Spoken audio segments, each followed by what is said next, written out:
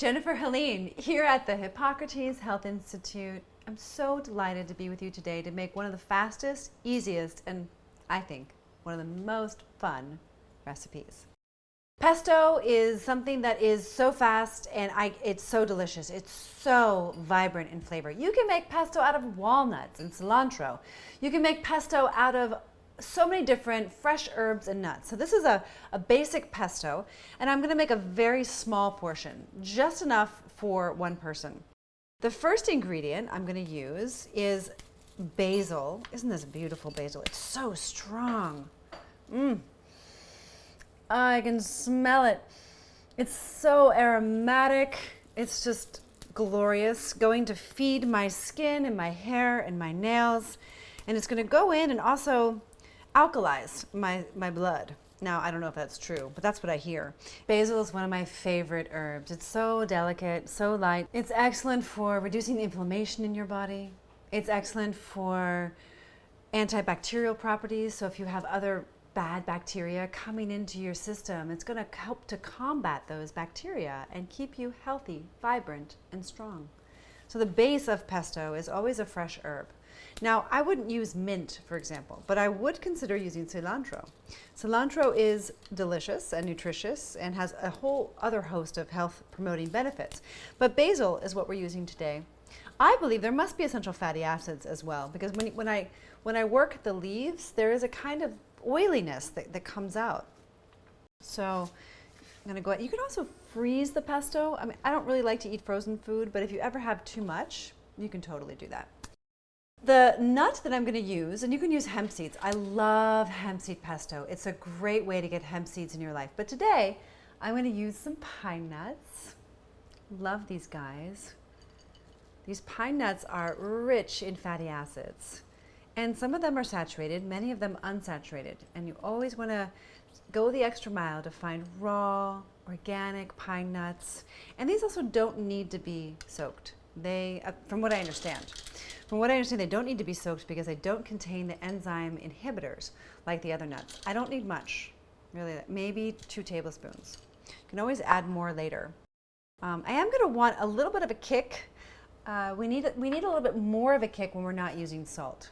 So I'm going to use some red pepper flakes. You could use cayenne. You could also use a pepper if you have a habanero or some other chili pepper. I'm going to use a little bit of pepper, not too much.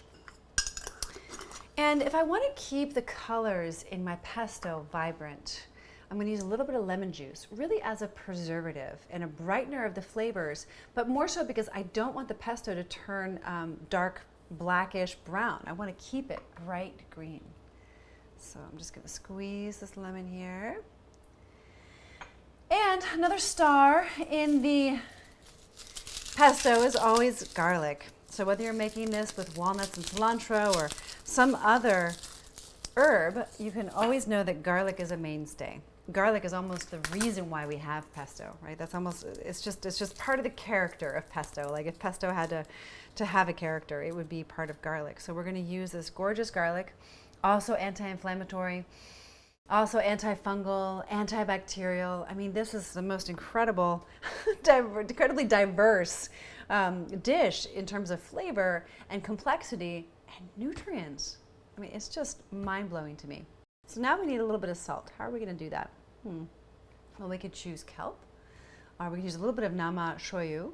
So I'm going to use a little bit of this, just a tiny little bit. I don't want to notice that it's in there. I just want a little bit of that salty flavor. So now I'm going to mix it, and I'm going to add a little bit of olive oil as I'm mixing it. So let's get this guy in place. Whoops. There we go. So I'm going to turn it on low, let it food process.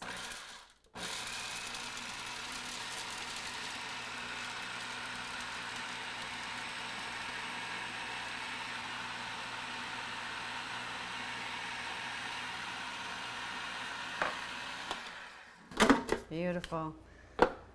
So I'm just adding just enough oil so that we get a kind of, yes, this texture. What would you call this texture? It's kind of, yeah, you want like a little bit of a paste. That's what this texture is called. This is a paste. going to give it a few more whirls, and then we're going to be ready to go. I mean, this is delicious on just about anything. You can use it as a dressing on your salads. You can use it as a dip. You can use it over vegetable noodles. You can use it in so many different ways. I mean, gosh, it's just so delicious. And kids actually tend to love it too. All right, let's pulse again.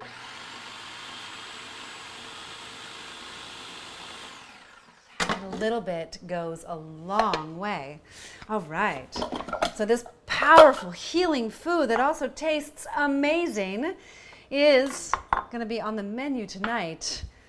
You can smell the garlic. You can smell the basil.